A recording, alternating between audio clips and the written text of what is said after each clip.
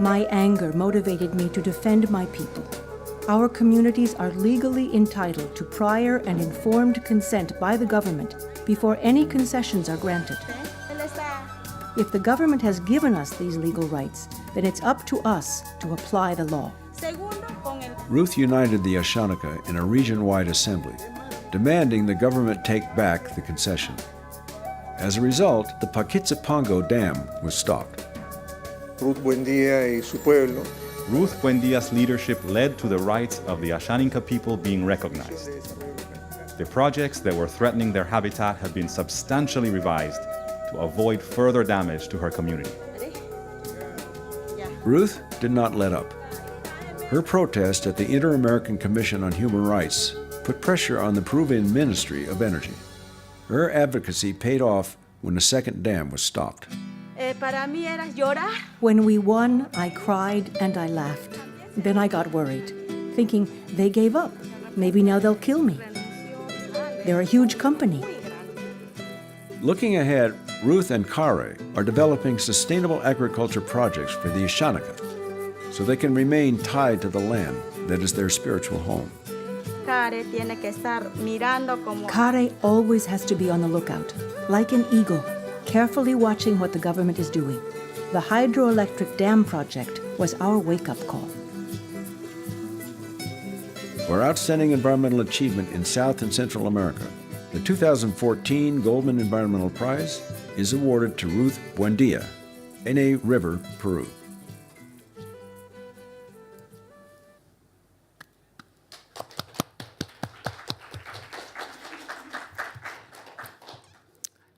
Thank you very much. We are extremely honored to have Ruth here among our midst, and also all the other members of the panel. We really have a very diverse panel that will be addressing these issues in a roundtable. Mr. Tesfaye Gonfa from the government of Ethiopia, Lili from Brighter Green, Ruth Buendía, who has just been introduced to you from Carta, an indigenous group in Peru, Marcela Vecchione from the Carta do Belem group, and Coraina de la Plaza from the Global Forest Coalition, and then we have Doreen Stabinsky representing the Institute for Agriculture and Trade Policy. She will actually first give a little bit a general introduction to the issues at stake, and that will be followed then with a roundtable in which we very much hope the public itself, because I already see a couple of experts here in the room, will also participate and feel free to ask questions to the panelists. Just as a little introduction, it looks like this event addresses very different issues. It's really been organized by people that have been working on the main drivers of forest loss and climate change for already a couple of years. And particularly livestock production has too often been overlooked as a driver of forest loss and climate change, even though it's by far the main driver of forest loss in the continent that has by far the highest deforestation rates on the planet, which is South America. And I was just at the Forest Day, another inspiring event here, and they were alarming about the fact that in 2015 deforestation rates have actually gone up again with no less than 51%. But if you see where that is really happening, it's really a couple of countries where by far most of the deforestation takes place, and most of the deforestation has been increasing. And Brazil, and the country where I'm based in, Paraguay, are amongst the highest deforesters in the earth. You know, meanwhile, almost 130 countries in this world have already stopped forest loss. So it is possible, and it has to be done under the Sustainable Development Goals, which ask countries where high-level, the General Assembly presidents have committed themselves to halt deforestation by 2020.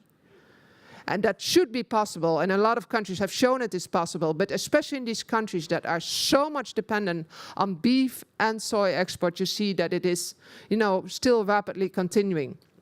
However, what you then also see in Paraguay is that the government actually pretends to compensate this massive deforestation caused by soy and beef expansion by monoculture tree plantations. Now, this really adds insult to injury, because monoculture tree plantations are not the answer for sustainable land use and are not the answer to compensate deforestation. We've recently produced a working paper on the risks of large-scale biosequestration. And you see this term biosequestration and carbon dioxide removal more and more coming up throughout, this conference, because it's seen, as one of the pathways to reach the 1.5 degree target, that we need to suck the CO2 back from the air.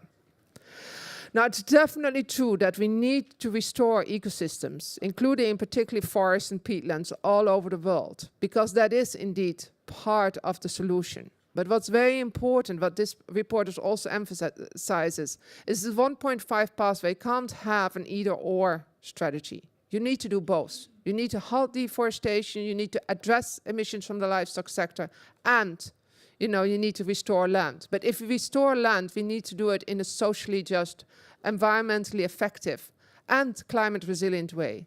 The devastating forest fires that we've seen the past year, that already in Europe, almost 100 people have died because of forest fires. But the trick is, these were not forest fires. These were an overwhelming majority plantations fires in Portugal, which is the country where relatively the highest percentage of land is covered by monoculture tree plantations of particularly eucalypt. Eucalypt is a very inflammable tree. Planting eucalypt in times of climate change is almost asking for forest fires.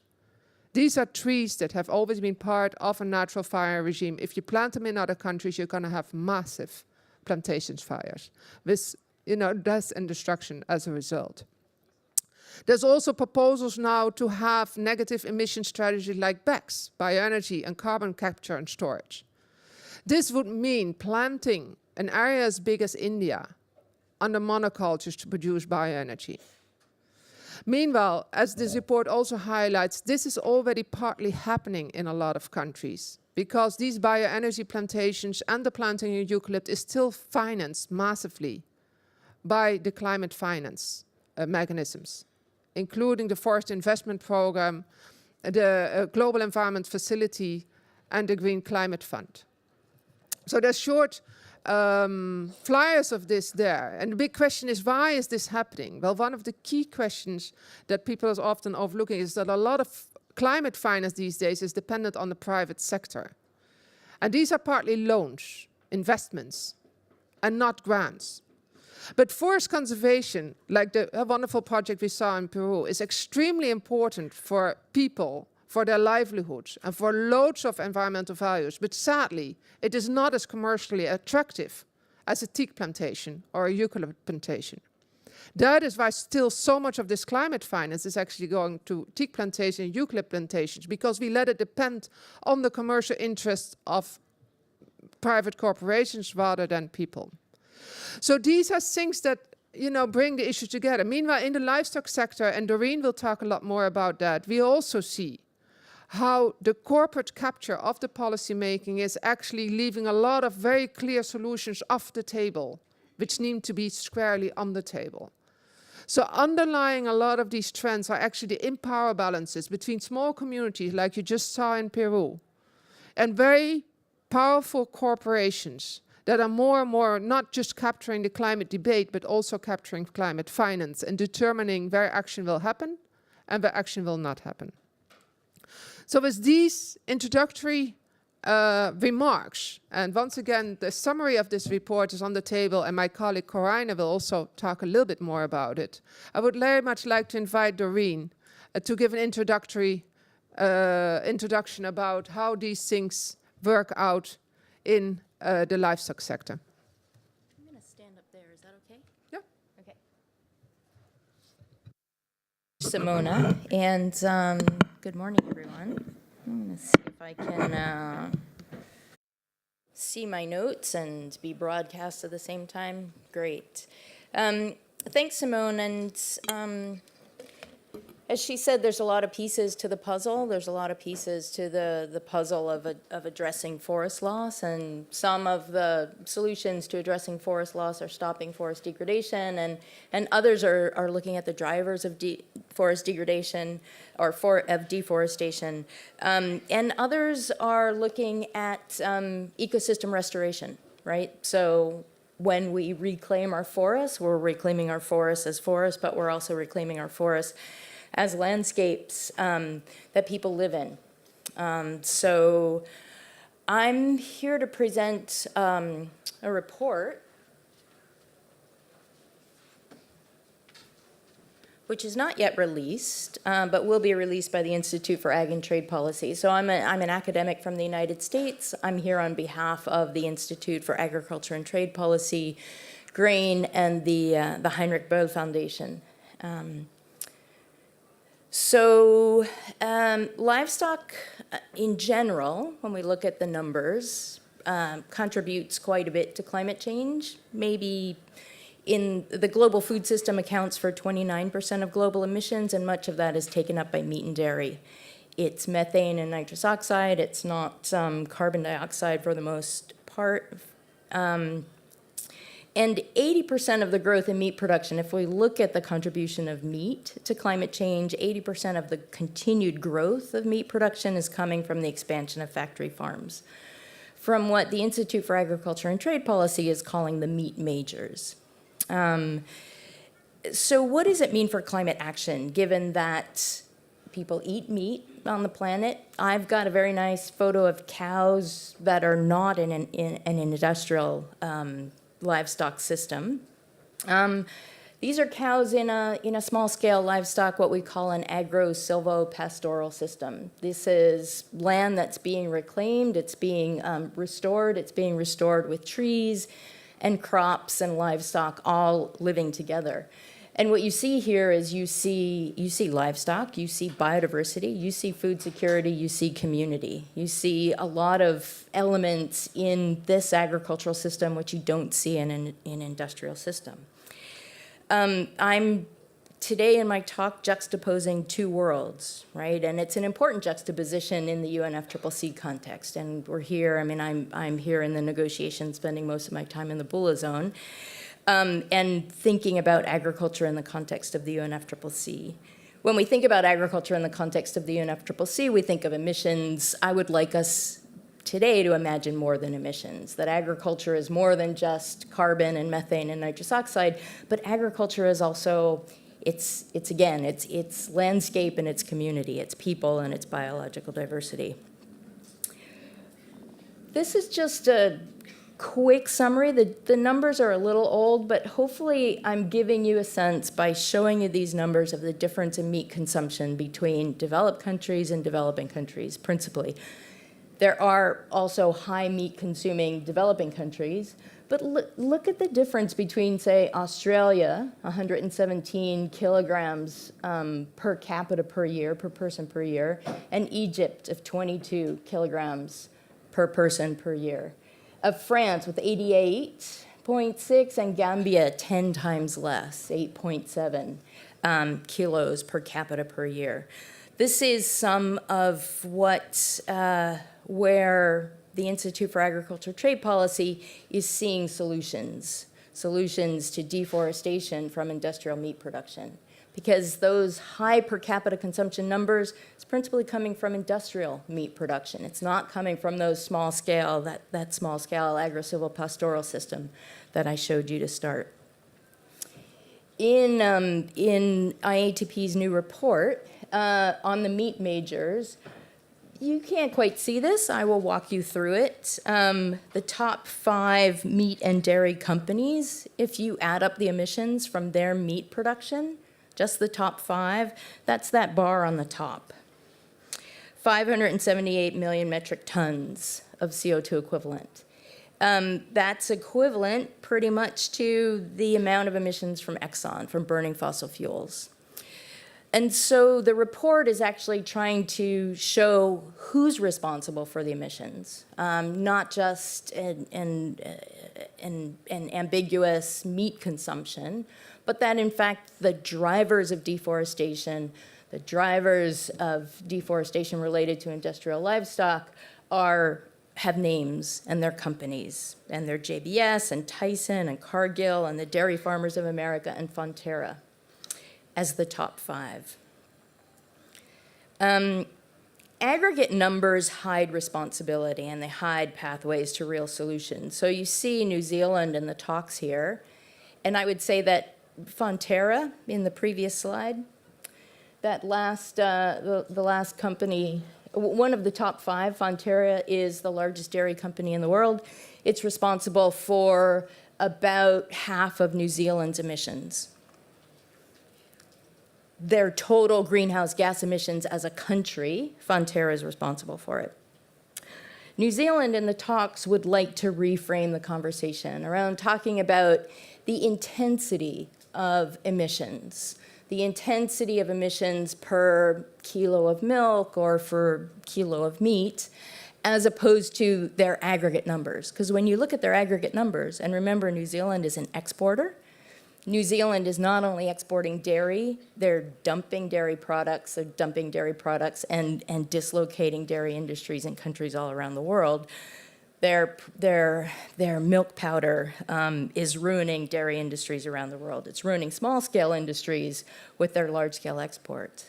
They would like to not have people look at their aggregate numbers, but at their emissions intensity, right? How much, and they are actually, in their words, if you reframe the debate, they are a climate hero. They have the lowest emission intensity per kilo of milk than any other country, right? So there's 2 worlds here, right? There's the world of the meat majors, and there's the world of this photo, right? The agro-silvopastoral systems.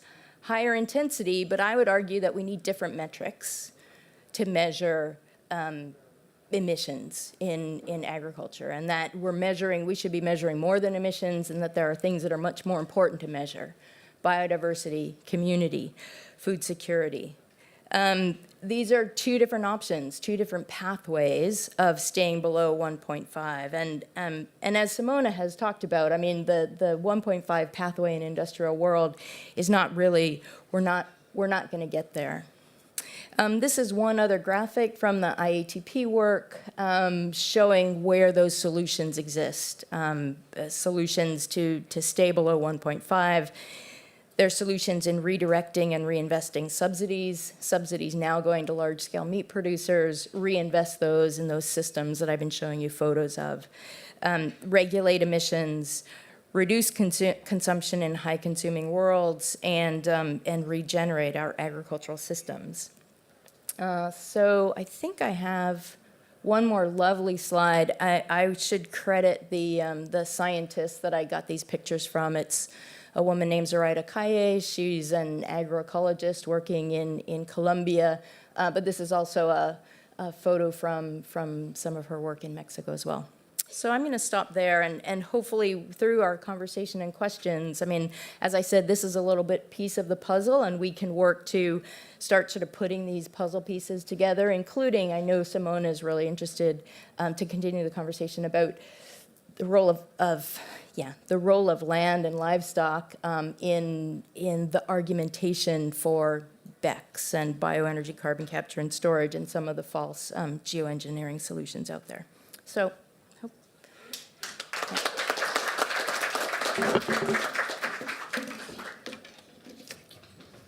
Thank you very much. Doreen will also be part of the panel, so please feel free also later on to ask questions. I don't know if there's at this moment any questions for clarification. Because if not, yeah, please go ahead. You need a microphone, I think. Is there? Yeah.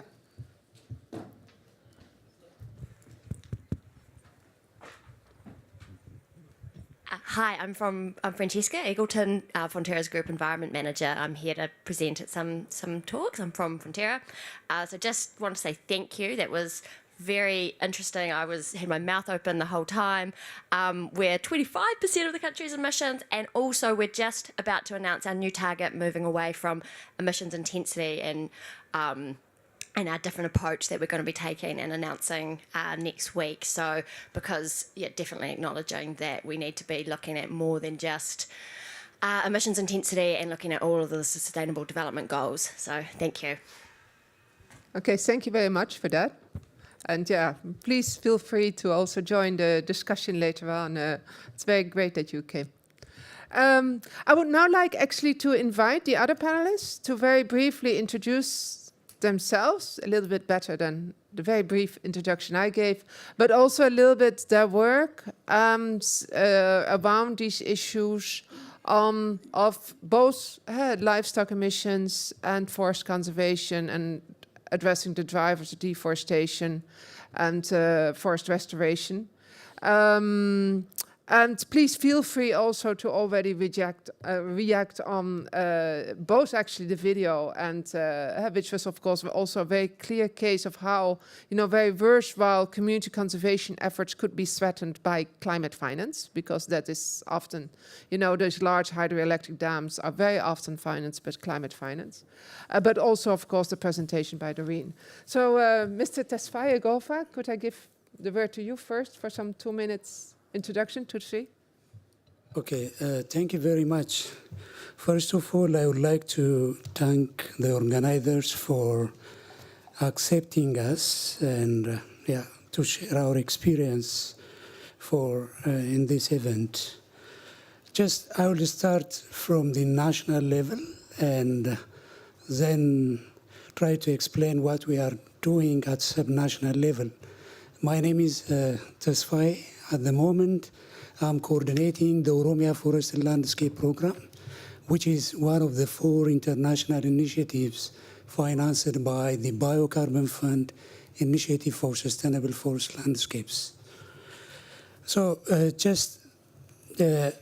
I came from Ethiopia side. Ethiopia, with more than 90 million population, it is the second most populous nation in Africa. The country's natural resources are the foundation of its economic development, ensuring food security and providing basic necessities to its growing population. Agriculture, like many other developing countries, agriculture is the mainstay of the economy and employs about 85% of the population. Given its dependence on climate-sensitive sectors such as agriculture, Ethiopia remains one of the most vulnerable countries to the effects of climate extremes. The government of Ethiopia recognizes the natural capital drives and protects growth and prosperity. Ethiopia's current challenge would be to sustain progress, build on elements of its development strategy that have worked well and that are sustainable. To this end, Ethiopia's current development agenda has been shaped by the Growth and Transformation Plan, which is in the second phase, and the Climate Resilient Green Economy Strategy. Both strategies prioritize the attainment of middle-income status by 2025 by taking low-carbon, resilient green growth actions. In addition, both strategies emphasize agriculture and forestry, which the CRG strategy reports would contribute around 45 and 25%, respectively, to the projected greenhouse gas emission levels by 2030 under business as usual assumptions. Together, both sectors account for about 80% of the total abatement potential of the country. When we see the GTP2 aims at increasing the socio-economic and ecological benefits of forests through improved forestry development, conservation and utilization, and targets 5 million hectares of additional forest cover in the coming 5 years, which is in line with the country's climate resilient green economy strategy ambition. To help address the above issues and achieve the CRG objective on land use, change, forest and climate action, the government of Ethiopia is implementing a national RED Plus program, which aims at receiving and deploying climate finance and other social financing. To this end, at national level, we are piloting the Oromia Forest and Landscape Program, which is implemented across the biggest regional state in Ethiopia. So this program is a long-term programmatic effort to scale up and finance improved land use and strategies with a mobilization grant, which is provided by donors to the program, followed by the result-based payment for verified emission reductions.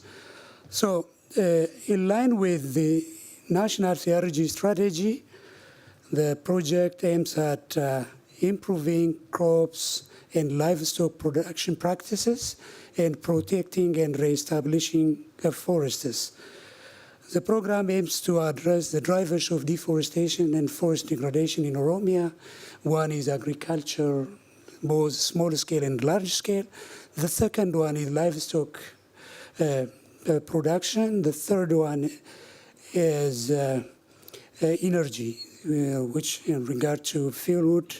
And also the last one is underlying causes like land use and policy measures. So the program is aiming to promote integrated landscape management. In the vicinity of the forest, we promote afforestation, reforestation, participatory forest management. In the vicinity of the forest where we have livestock, we are trying to intensify livestock production. And also we do have we promote cross-sectoral policy interventions within the Oromia National Regional Estates. Maybe let me stop on this and I can explain later.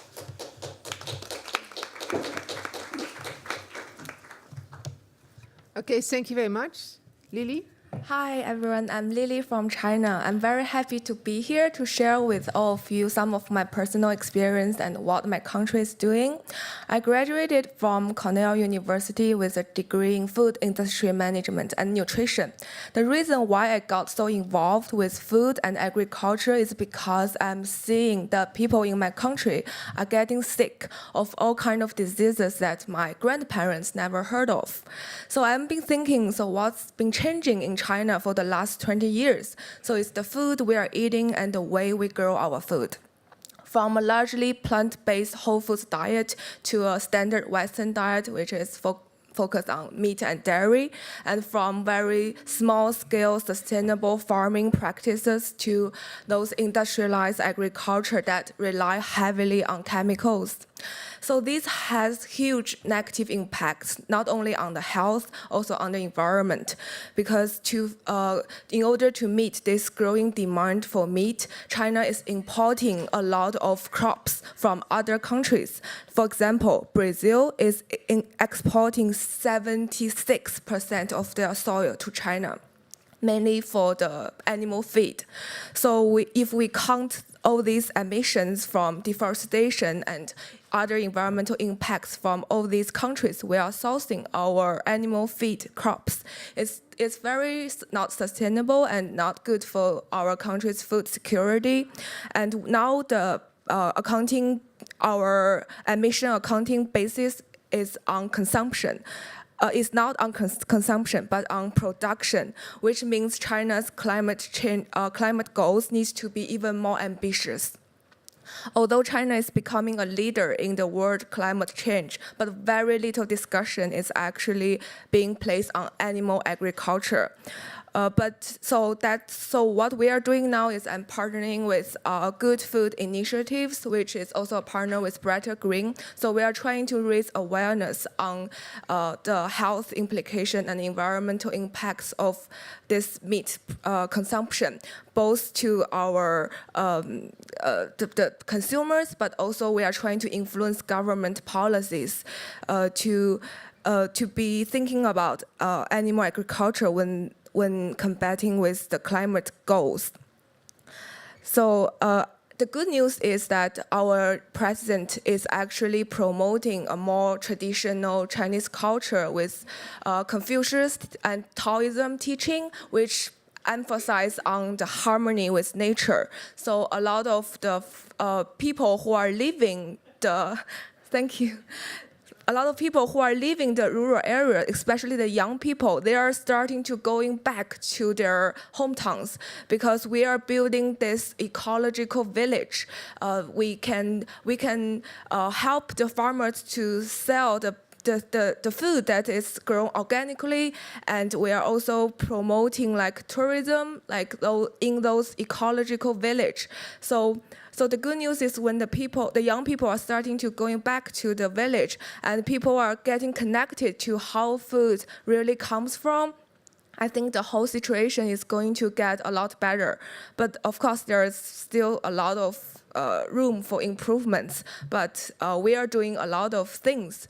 Like the Good Food Initiative, we've done like 24 workshops, like a road show in different parts of different cities in China. So we are doing those cooking classes and showing videos of animal agriculture, like factory animal agriculture that people are not aware of.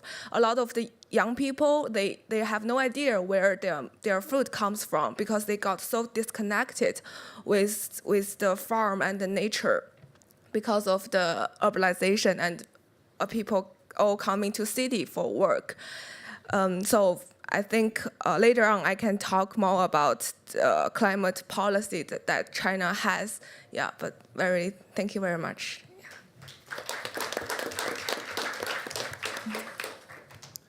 Thank you very much. Ruth will speak in Spanish. I understood Martin will help, or maybe,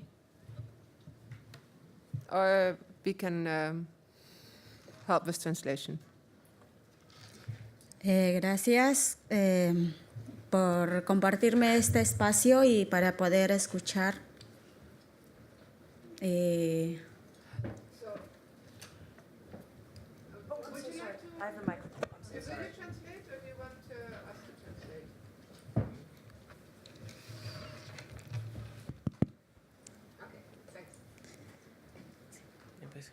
Bien, muchas gracias. Como lo ha visto vídeo en antes. As you already saw the video. Sí, mi pueblo, después de la violencia, terrorismo que hemos vivido actualmente como organización, yo como mi pueblo hay una desnutrición crónica de 93.2% que ha dejado la guerra interna que hemos vivido. As you have seen in the video, the political violence of the last 20 years has left our people with malnutrition of 93.2% of the child. Con esta población con desnutrición crónica no podemos hacer nada. With this kind of malnutrition, we cannot sustain and cannot go further or develop us. Algunos años hemos ampliado nuestro trabajo para poder alimentarle a nuestro pueblo. In the last years, we have amplified our work, and the most ambitious project is to feed our people. Que es biohuerto.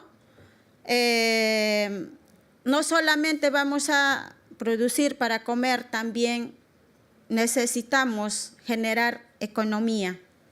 Yeah, but we have bio gardens so that our people can grow food for themselves, but it's not enough, so we have to create an economy or monetary income for our people. Actualmente en mi territorio, en mi pueblo, hay una microclima de seco. Estamos amenazados sobre casos de sabanización por incendios forestales y el cambio climático.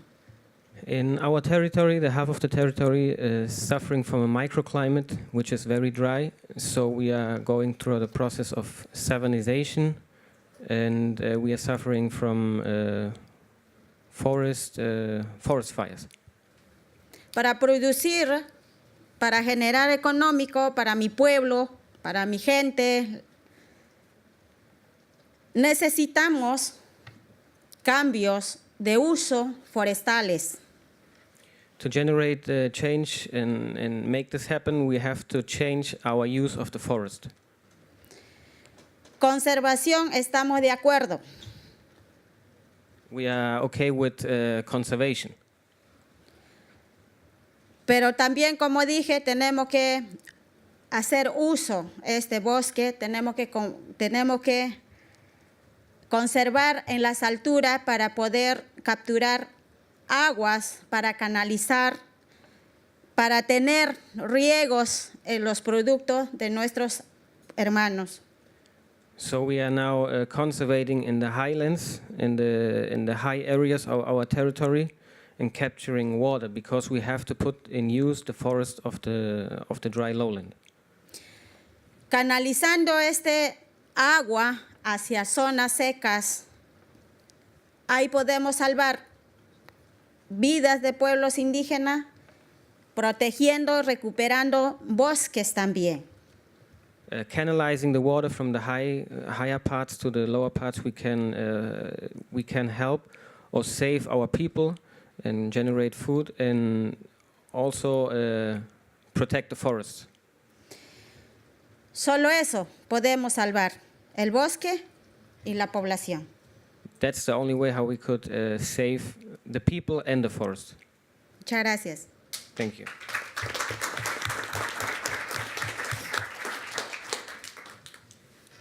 Gracias. Coraina?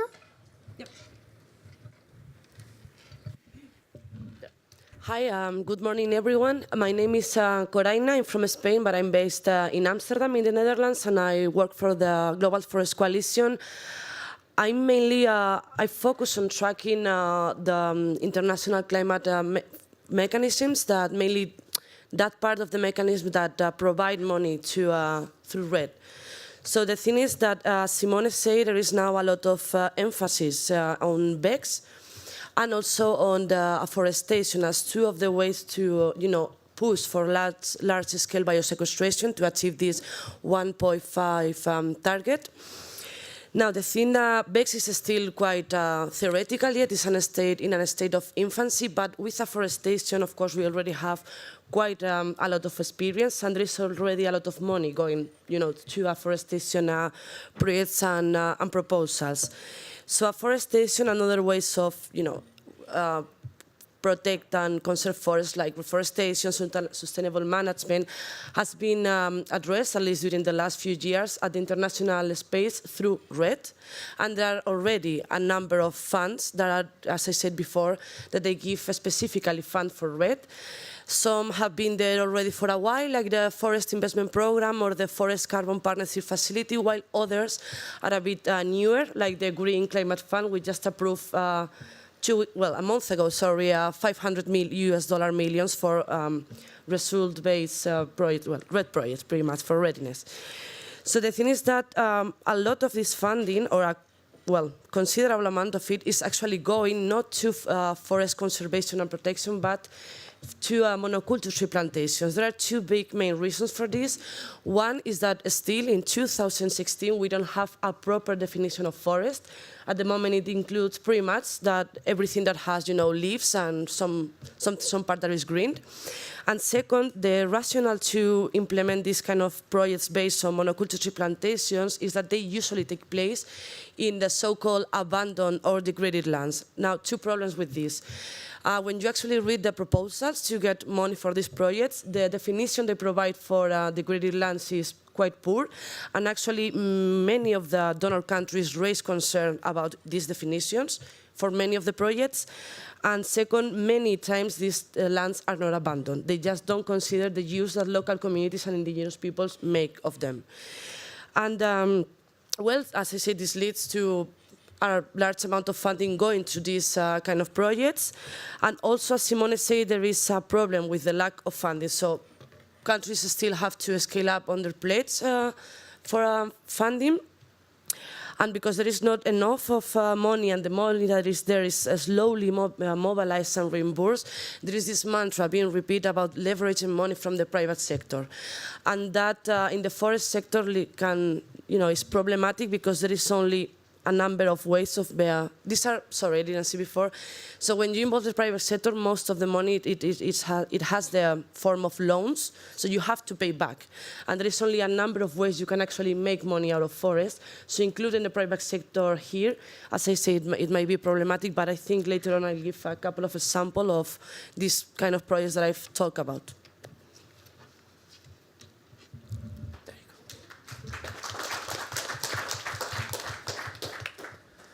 Thank you very much. And last but certainly not least, Marcela from Brazil. Hello, everybody. Good morning. My name is Marcela Vecchione. I'm a professor and a researcher at the Federal University of Pará in the Brazilian Amazon.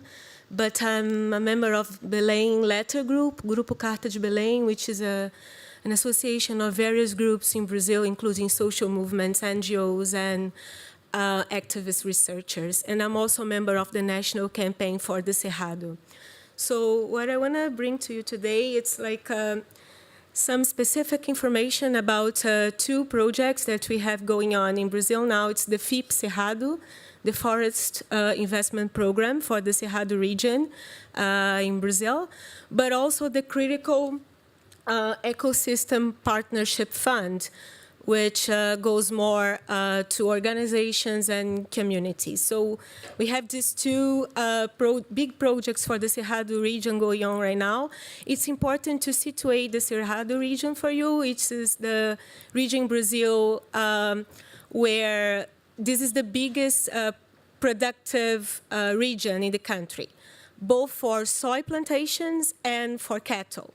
And most of the soy planted there, it's for exporting, as Lily from China was explaining to you, but also for animal feeding in the country for the processed meats that are exported.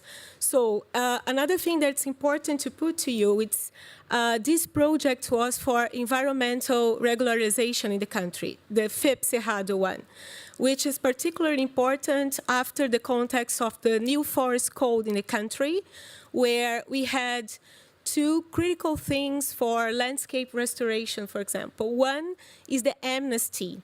So this code puts that those that deforested land and forest before 2008 would be like forgiven, right? There will be an amnesty for them.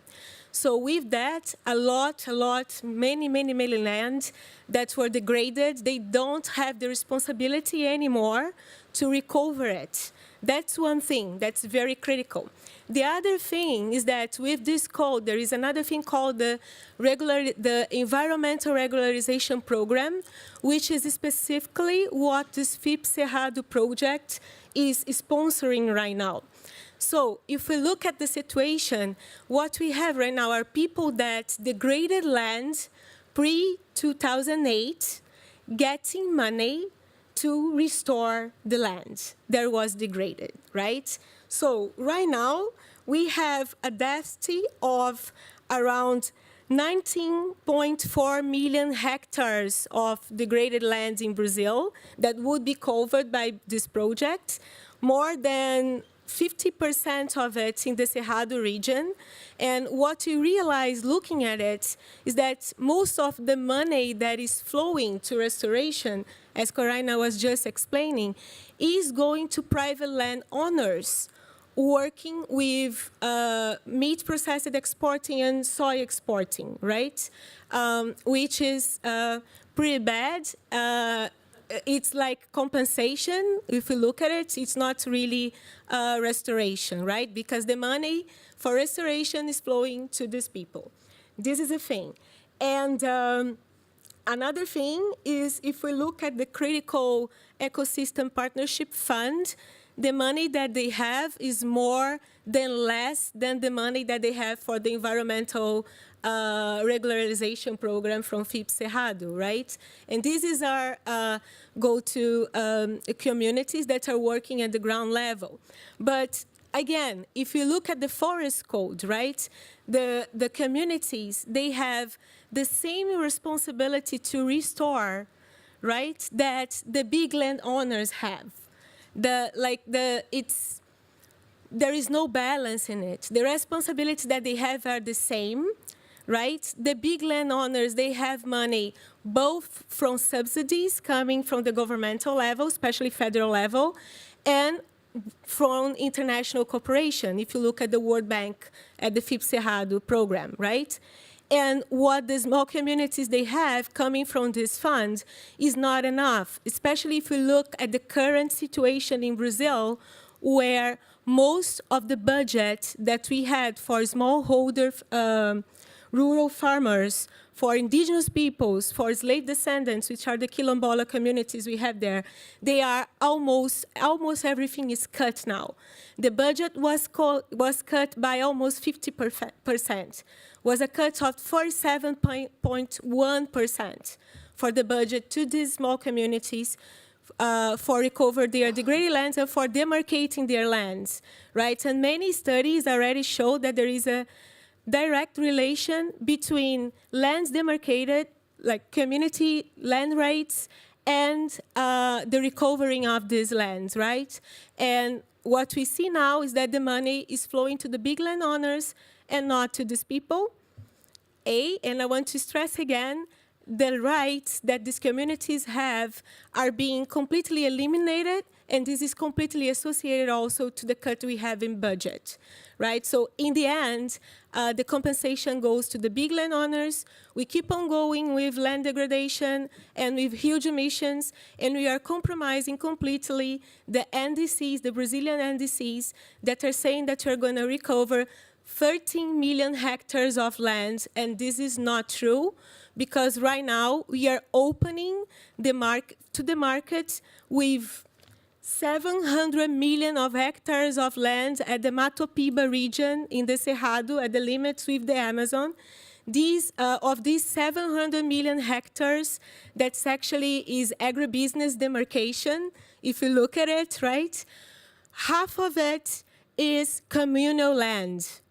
And right now, we have a legislation discussion, debate going on in the National Congress to change the legislation related to indigenous rights and traditional community rights. So what we see is that land that to us outside of the market is going right inside the market with international cooperation and government subsidies to restoration that's flowing to big landowners that are going to have access to land rights and money to keep on doing what they're doing. And that's it.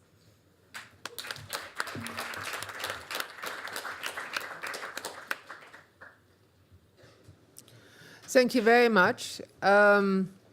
We welcome, we would now like to open up for debate. I had a couple of questions myself as well, but I very much also welcome both questions, but also comments, feedback from people in the public.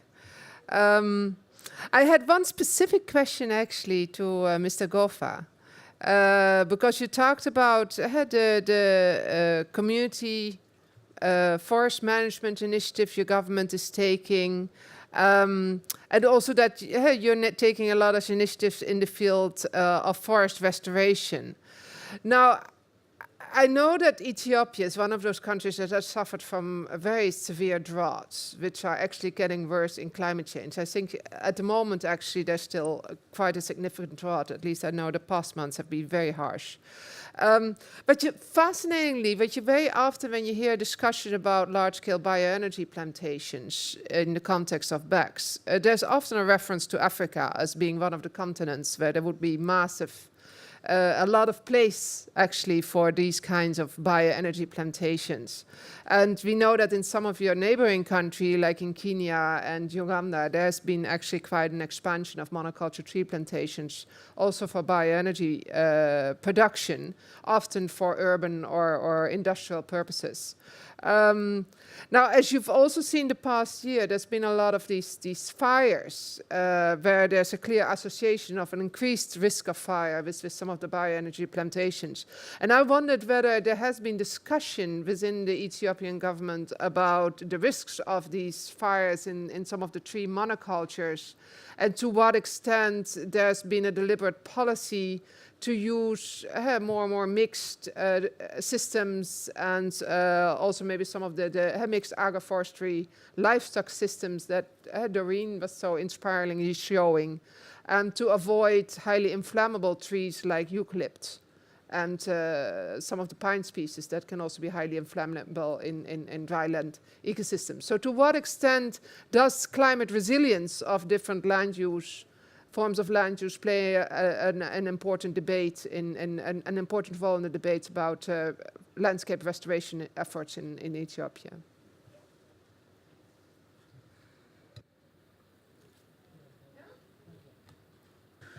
Okay, thank you. As you already mentioned, in Ethiopia, most of the natural forest is managed by the local communities in the form of participatory forest management. You know, what the government did is the local communities will sign an agreement with the government to co-manage the forest resource. And based on their roles, they will share the benefits coming out of the sustainable forest management. Like when timber is sold, some portion goes to the communities and some portion goes to government forestry department. And also for RED Plus, we are, taking this experience into crafting the benefit sharing modality for RED Plus projects in Ethiopia. When we come to the higher fire hazard, in Ethiopia, fire hazard is more often has something to do with the natural forest than the plantation forest. The plantation forests are managed by dedicated forestry enterprises who want to make money out of the forest sector. The natural forests are huge in terms of area, so fire is more prone to the natural forest than the plantation forest. So to manage the fire hazard, the communities who are dwelling in the vicinity of the forest resource are organized, and they are always patrolling the forest resource. And that's why they share the benefits coming out from the sustainable forest management. And these are my two quick answers. Are there any, Marta?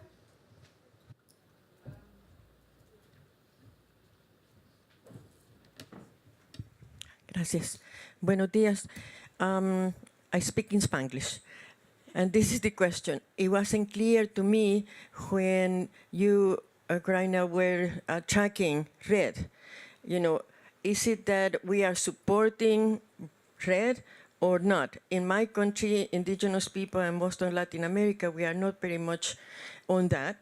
But I heard one of the representatives from the German government at the introduction saying that RED is a major process for supporting forest conservation and all that. So it's not clear where they are standing, but I know for sure that for indigenous communities, and I belong to that, we are not very much on that. To me? I don't know. You said me or? Okay. So, sorry, to make sure I understood. You are asking me if I support RED? I mean, if I was saying that I support or not RED, or? Just to make sure I answer the question. I didn't understand very clearly because you said that you were tracking amongst the work that you do, the RED aspect. And maybe I misunderstood it. I'm just trying to get clarification for myself and others that might have misunderstood. Yeah, I'm mainly tracking RED because at the moment is the way that forests are addressed at the international arena, and it's the vehicle, let's say, through which these climate international mechanisms are giving the money to theoretically conserve and restore forests. So that is why I specifically focus on this kind of funds and in RED, since I work with within the forest sector, let's say. And Personally, I know there are some RED projects that, when they truly involve and consult local communities, work, but personally, at this point of the game, I don't think RED has delivered the promised results. And, we keep on debating on the accounting, monitoring, verifying systems, so on and so forth. And I don't know, I personally have the feeling that at this point, we are way behind the schedule with RED, and it hasn't, as I said, delivered in many cases. And you mentioned Salvador, but I know there are other countries where actually, there are organizations of local communities and indigenous peoples where are raising a lot of, questions about RED as well. Did I answer the question? Because the person that was representing Germany also talked about the bond challenge. And that is something that is linked to all this. And at least in my country, El Salvador, which the original name is Cuscatan, we are planting the wrong kinds of things, like Simone said. And it's a major thing that we have to accomplish in 3 years. And then, it still is a project of Germany that is making it as a contribution to reducing, CO2. And it's being reported as a German project and contribution, which is already, the idea is bad, but we also cannot double, we cannot report it as our contribution either, which is good on the other hand, but it's a major contradiction. And we are not going to get to where we need to go on the 1.5 degrees that is so urgently needed if we keep playing these games. Yep. No, definitely. And I think as Global Forest Coalition, if you go to our website, you will see we've done a lot of analysis on RED+. And we've always seen that there's a lot of very inherent problems with it. First and foremost, the whole suggestion that the only way you could conserve a forest is to throw lots of money to it. While you often see that communities and also smaller countries like Ethiopia can do marvels with very little money. And if you see two examples, Brazil is by far the country that has received most RED+ money until now. Billions, literally. Ethiopia has received very modest funding. But the approach is totally different. And if you actually see the statistics of those countries that have received a lot of money from RED+, and where the highest deforestation is, it's even almost perverse. Paraguay is one of the most perverse cases, actually. We've just spent 5 years elaborating a RED+ strategy. We are what you call totally ready for RED. Millions went into it, lots of paperwork, and less than 1 year after the RED+ strategy was there, the government increased its official deforestation target to 400,000 hectares per year. That is an official government-sponsored deforestation target, so 400,000 hectares of forest per year. And relatively, Paraguay is still the country with the highest deforestation rates on Earth. It's number 10 on the countries of most deforestation in the past 15 years, but that's because it's a small country. It's by far the smallest country on that list of 10 countries. So you just see there's been no real connection, and only, those, and of course, RED+ is nowadays a term that's covering everything. It's covering, very small scale initiatives, but also bigger scale, very devastating initiatives. But I think it would actually be interesting if Marcela could also talk a little bit more about it, because I know the Grupo de Carta do Belem has done a lot of research on the whole relationship between RED+ and Brazilian forest policies. The other big thing, of course, if we so much make forest conservation dependent on money and then the money isn't coming, that's problematic. So with the little money that came, sometimes some positive things were done if it's totally publicly funded. But now they're saying, well, and just this morning, actually, they were desperately calling for private sector to invest. Well, then you get monoculture tree plantations. And then you do not get the kind of solutions that Doreen was mentioning.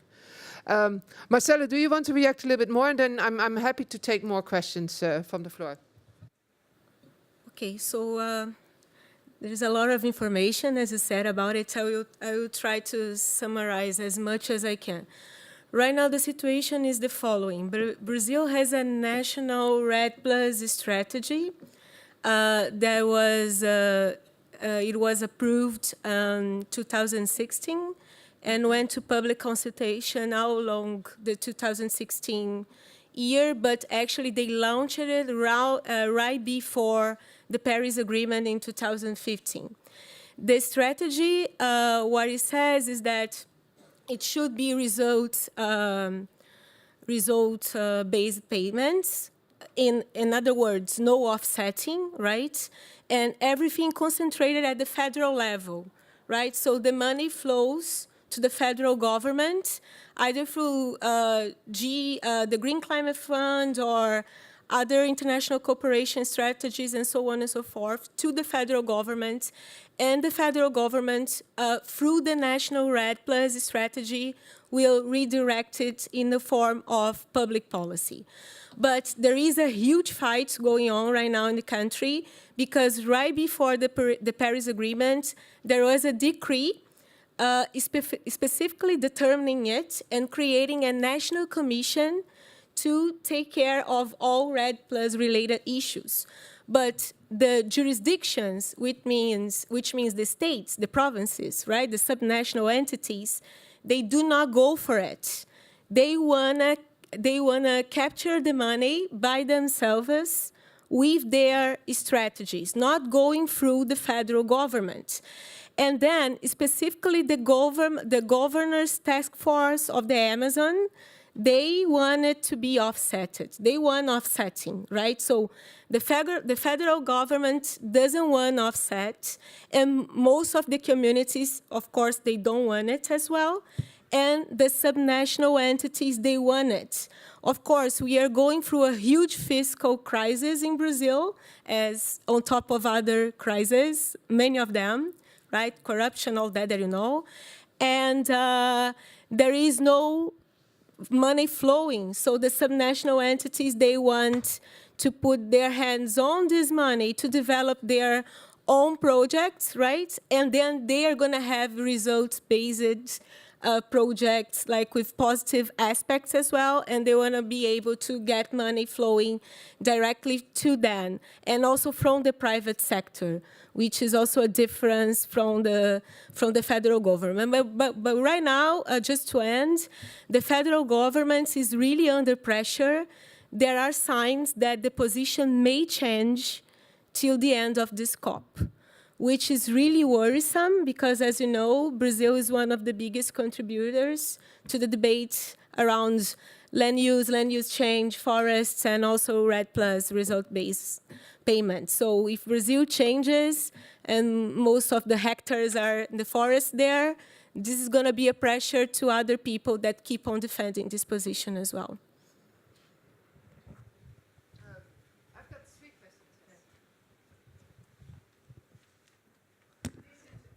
Hello. Please introduce yourself so that everybody knows who you are. Okay, hello. My name's Judy Soul. I'm from Mother Channel Internet Television, which is international, all over the world viewers. And we've also from Cape Town Television, which is satellite and terrestrial in Southern Africa. So what I'm here for is to try and find solutions. But I've got a comment and two questions, if you don't mind, because there's been a lot of amazing things happening here. You know, it seemed to me that if you have payment for restoring degraded lands, the 400,000 hectares that you mentioned that they want to deforest, it's a big incentive to deforest some more, so you get some more money. Because on the whole, most times when you start throwing money around, as you've proven, all that happens is all the corrupt governments work out some way that's somehow going to get to them and their family alleged businesses, and it never really gets anywhere sensible at all. So the money, I believe we'll have to stop money if we're going to solve this problem. My questions are, one is to Lili. Lili, I am very interested in China because I've been watching it now for 10 years of COPs. And at the beginning, we were hearing that China was finishing one new coal-powered fire station every week, and it seemed like they were the problem. In my country, the majority of the poaching of rhino horn, the source where it's going to go is the east, and a lot of that means to us China. See, so we thought we're losing our rhinos because the Chinese like to have various parts of our animals, wildlife. But now you gave me quite a lot of hope, and I've seen lots of other things apart from the fact that you're leading renewables. What percentage, how do you, the way that you're feeling, this whole change of the way that you see that your food is a major problem, and that you can do a lot by just changing the way that you eat and the way that your health will be and the way the health of the planet. I'd love to know if you feel that is sort of becoming a mainstream thing, or is it just, are you an isolated individual just beginning this? Okay. And the second thing is, it was addressed to you, because I'm crazy about animals, and I spend a whole lot of my life to try and work out how we can do it. And I saw Mrs. Gandhi in COP17. I interviewed her. She maintains, and I'd love to know if you think this is true, she maintains that if we were to drop our herds by to 10% of what they are today, that the resulting methane drop would in actual fact begin her environmental scientist, she was the ex-environmental minister of India, she'd got these scientists to work this out, would actually cool the planet within 3 months, you'd noticeably. Now, I think this is because methane is doable. It's because it disintegrates within 8.4 years. So she reckoned that this was the solution. So I didn't want to have a whole-scale wipeout of animals, but I thought that what would be a really good idea would be to start to use animals in conjunction with agriculture instead of killing them, which always drives me crazy. Wait till they die. Okay.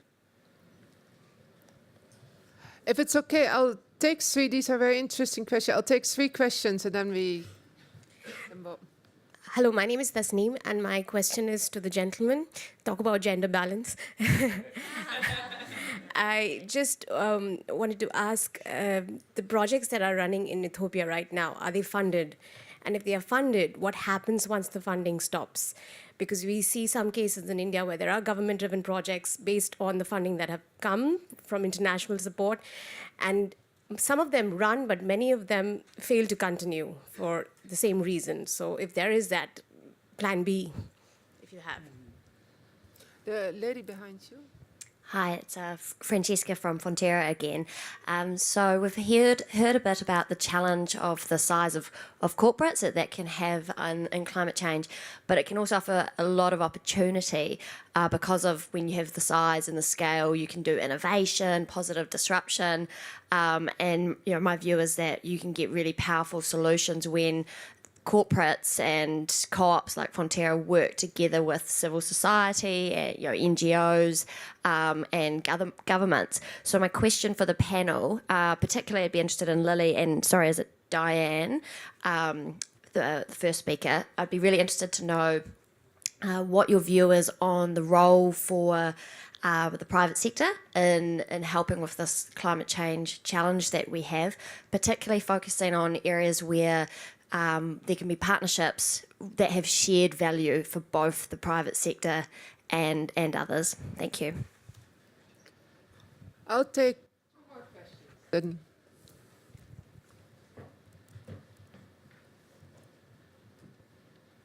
Thank you.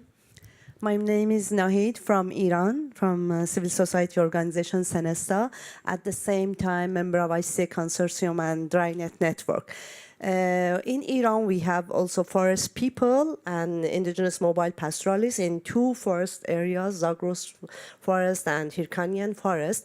But at the same time, government tries to sedentarize the mobile pastoralists who have conserved for thousands of years the Zagros forest. And at the same time, we have some programs for Hirkanian forest to kick the forest people out of the forest, unfortunately, since nationalization of forest and rangelands in Iran. I wonder to know, that how is the ownership in Ethiopia? You said that the forests are governed by community, and how is the mechanism? Is government own the forest ownership? Is belong to the community, or is belong to the governments that then government can allocate those forests every time to mining or other purposes, and or it belongs to the community? And does your forest has been recognized as indigenous community conserved areas or not? Thank you. I propose we first respond to some of the questions. There was a question for Doreen and Lily, and then for Tesfaye. Okay. Yeah. Yeah, so let me respond to first question and then to the question from the row behind you. I don't have the figures. I don't have the latest figures in my head.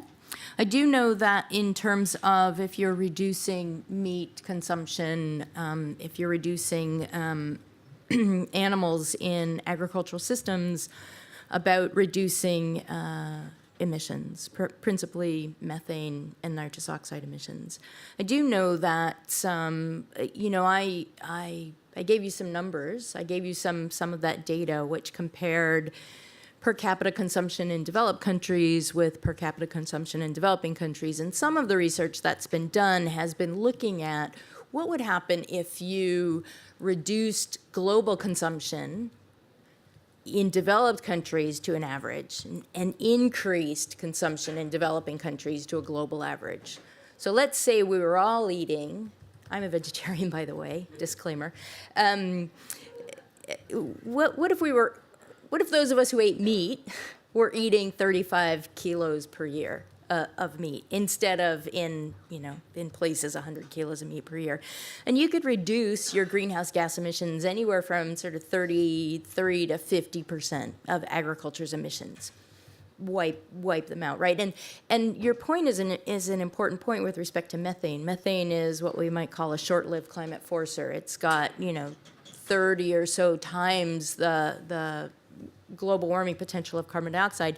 It's in the atmosphere for a much shorter period of time, but it's a much stronger greenhouse gas. So the multiplication of impact of just reducing our meat consumption and our dairy consumption that considerably, those of us in the north, would actually have significant climate benefits.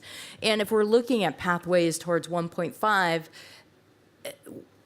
staying below 1.5 degrees is a huge challenge, and I won't go into those numbers here. But that said, we have to be talking about radical emission reduction pathways in order to stay below 1.5. And radical emission reduction pathways, this is one thing that I would say needs to be on the table. There needs to be less meat on the table, right? And there needs to be less dairy on the table, and there needs to be less cheese on the table. And some of the ways that we do that, some of the ways that we do that is we scale down our industrial agricultural production, right? And we scale up and we think about what are the saner ways of producing meat. How do we treat our animals better? We put them in the forest, right? We put them in pastoral systems. And I mean, some of what the agro-silvopastoral folks are also looking at is not just, increasing the productivity of animals in those nice biodiverse systems, but while you're doing that, you're also increasing your carbon sequestration. You might have noticed there were a lot of trees in that system. There were a lot of shrubs, and so you're actually increasing biodiversity. You're increasing the health of the soil. It's a pretty nice photos that I showed you.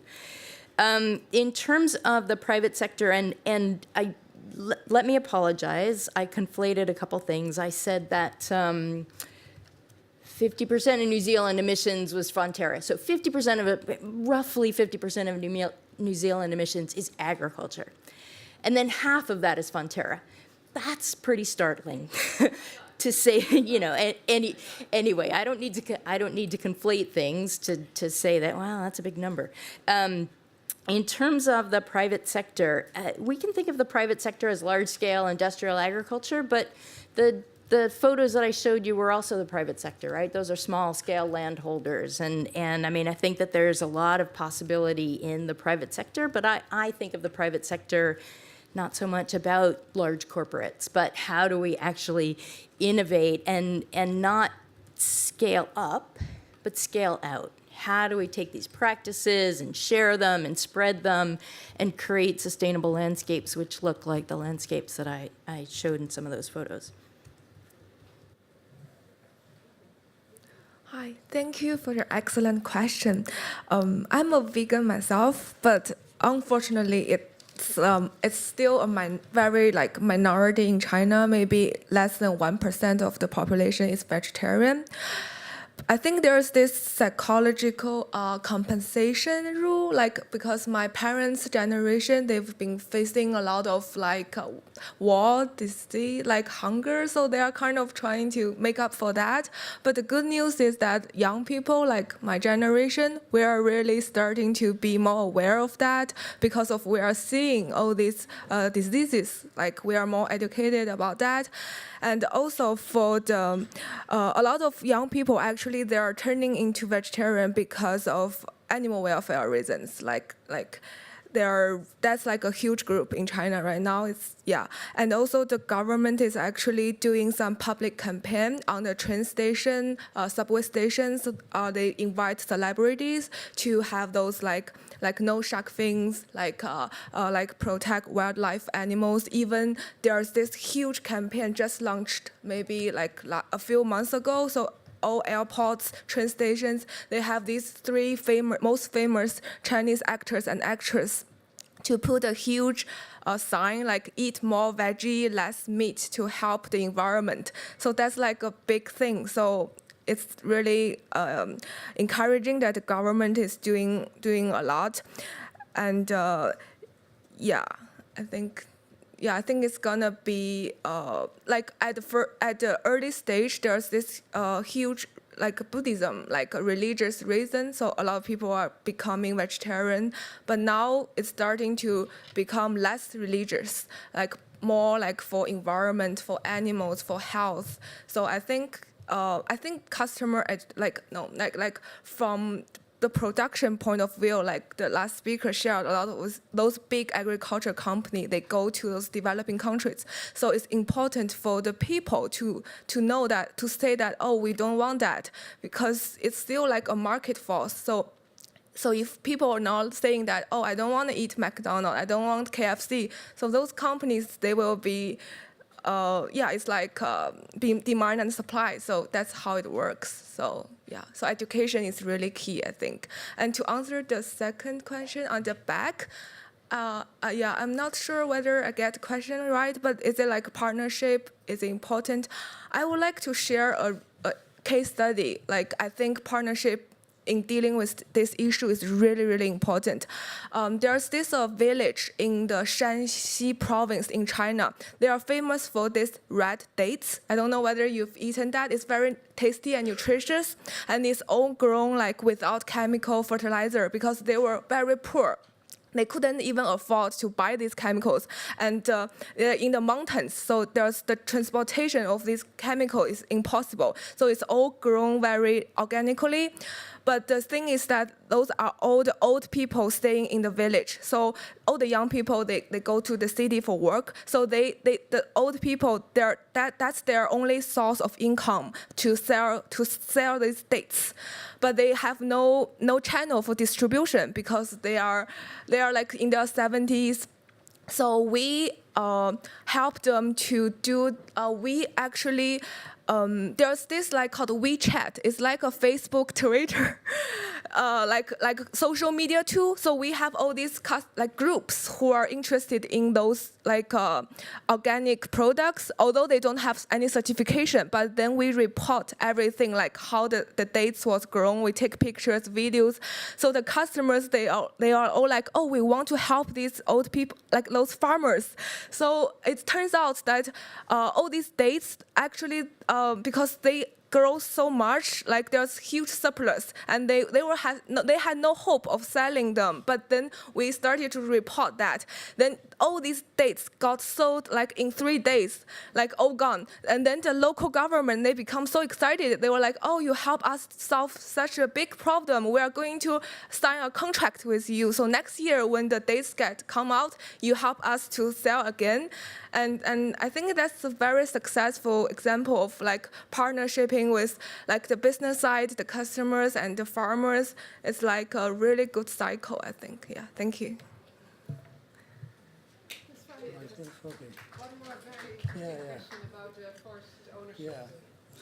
Okay, thank you, my two sisters from India and Iran, for the great questions.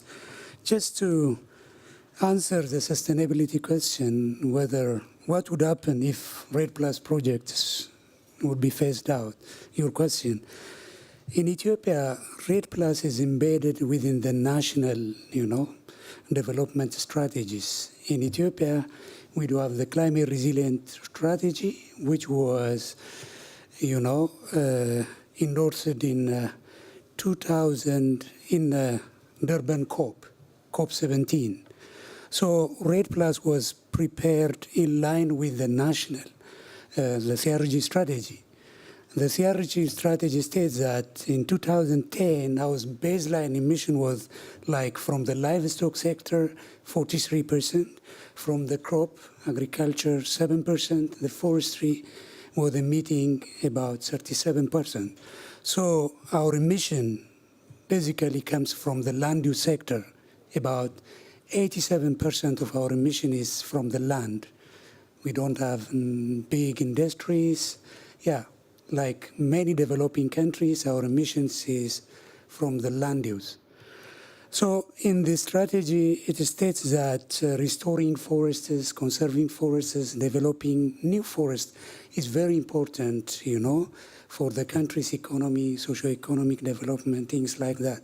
So we prepared our REDD strategy in line with this climate resilient green economy strategy. The second question about the issue of forest land tenure in Ethiopia. In Ethiopia, the constitution says the natural resources and the land belongs to the government and the peoples of Ethiopia. So land will not be sold, given to any private investor in Ethiopia.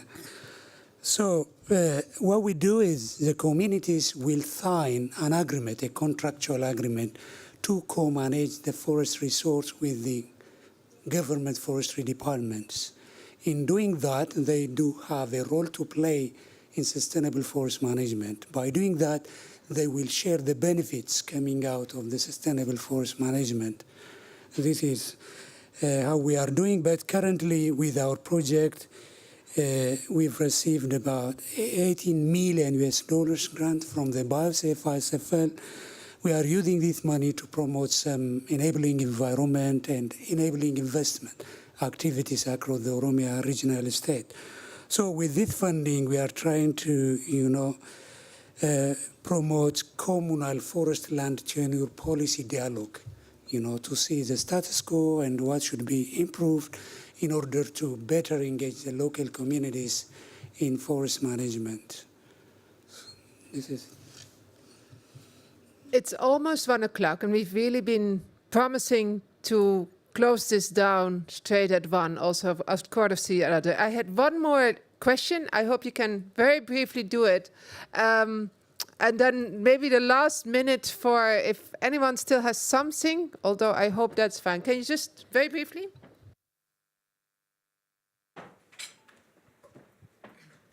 I will be brief. It's Bibba Hartigan here from Climates Network, and we promote the climatarian diet. I'm just wondering how you deal with the issue where intensive rearing of beef actually has less environmental impact than pastoral, or not necessarily pastoral, but grass-fed beef.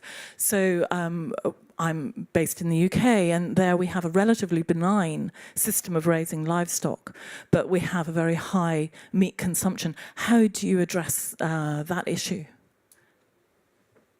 Is there one person who wants to take that question, or? Yeah. Yeah, as I said in my talk, I think we need to look at holistically at the question or the problem. I don't think that we can look at meat and dairy production just in terms of emissions intensity, because I think we have to look at it from a food security point of view, which means that in the UK, I would say the problem is that you eat too much meat, right? So there's this push to reduce emissions intensity. Oh, everything will be better. My meat, it's only X number of tons of CO2 per kilo. And some pastoralists in Kenya, they have a very much more inefficient system. Their meat is much higher, much higher emissions per kilo. I think that's the wrong way to look at it, right? I think people need to have access to protein sources. I mean, I'm a vegetarian. I would argue that probably we can eliminate animals from our diet, but recognizing that there are many agricultural systems and sustainable agricultural systems on the planet that have animals at the center. So I'm not a dogmatic vegetarian, but I would say that, so we have to have food security as our metric, as our main metric, and not emissions. I think when we look at emissions, we do have to look at the massive meat consumption of the elite of the world. That just needs to be reduced, and I think that going at it from those two angles is what I would characterize as two elements of a more holistic way of looking at meat production and consumption. Maybe I can. Just very briefly, yes. Yeah, in Ethiopia, our climate resilient green economy strategy stresses that the Ethiopian population shifts their feeding habit from the feeding beef to poultry, low emitting, This is one of the strategies we put in our... Okay, we really need to wind up here. I'm sorry I couldn't give a last... I'm sorry, but we can't because it would be very unpolite for the people that gave us the room to continue.